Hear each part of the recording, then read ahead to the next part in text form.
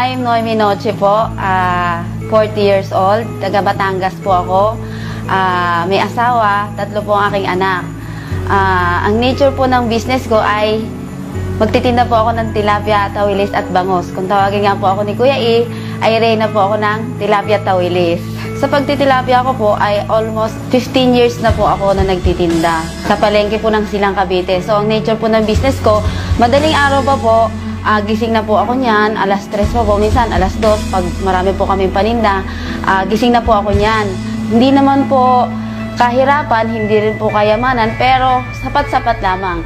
So kaya hindi po ako nakapagtapos ng kolehiyo. Noong bata pa po ako, sobrang dami na po ng hirap na pinagdaanan namin. Naranasan ko po, dahil nagkasakit po yung mother ko, elementary pa po ko noon. As in, wala po talagang hanap buhay. Naranasan ko po na magtinda kami ng lahat po ng gulay, kamatis, sibuyas, bawang. Tapos, nakaranas po kami, kung alam niyo po yung tulya, nanunulya po kami para lang maibili ng gas. Naranasan ko rin po na grade 4 po ako, nag-stop po ako mag-aral para lang po alagaan siya. Na-involve po ako sa AIM Global dahil po sa Cavite rin po, dahil po sa pagtitinda ko rin po ng tilapia. One time po, may patapos na po ako ng pagtitinda ko, may isang mama po na may dala-dala siyang complete na sa box. Kuya, yan ka ko yung iniinom ng biyanang ko. Sabi naman niya, talaga? Sabi ko, i-explain mo naman sa akin kung ano meron yung product nyo. Sabi ko ganyan. Sabi niya sa akin, nagnining ngayon yung mata niya. Sabi niya, sige, halika dito. Sabi, iniwanan ko po na talaga yung aking pwesto. In-explain niya po sa akin, products, benefits, marketing plan po. Sabi ko sa kanya, sasali ako. Sabi niya sa akin, kailan? Sabi ko, bigyan mo ako ng 1 buwan. Siyempre, yung kita ko, sapat-sapat lang.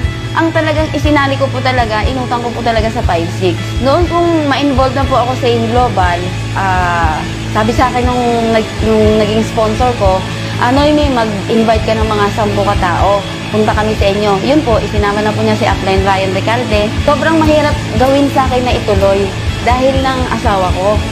Siya yung kauna-unahang negative sa akin.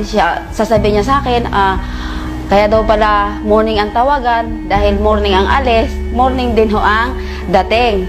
Ang nagawa po ng AIM Global sa akin, sobrang blessed po talaga ako. Una, nabago po talaga yung pananaw ko sa buhay. Na dati-dati, parang iniisip ko hanggang dito lang ako. Hanggang pagtitinda na lang ako, na iniisip ko hindi na makakapag-aral ang mga anak ko. Iniisip ko, ganito na lang palagi ang magiging routine ng buhay ko. Una, yung pagiging positibong tao, yun po yung sobrang nagawang pagbabago sa buhay ko. 3 beses na po akong nakapag Hong Kong trip. Pangalawa, yung nakabili po ako ng kotse.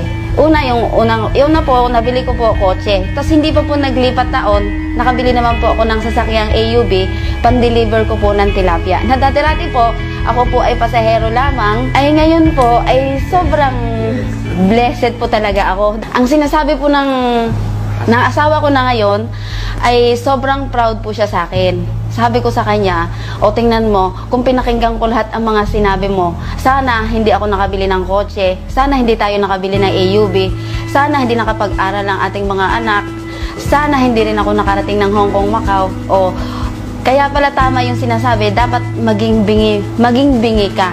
Habang ginagawa mo yung negosyo, habang nire-reject ka ng maraming tao, o kung sino man yung mga nare-reject sa'yo, maging bingi ka lang. Focus ka lang kung ano yung mga gusto mo sa buhay. Basta alam mo, ano yung buhay mo after 5 years. So, eto na po yon.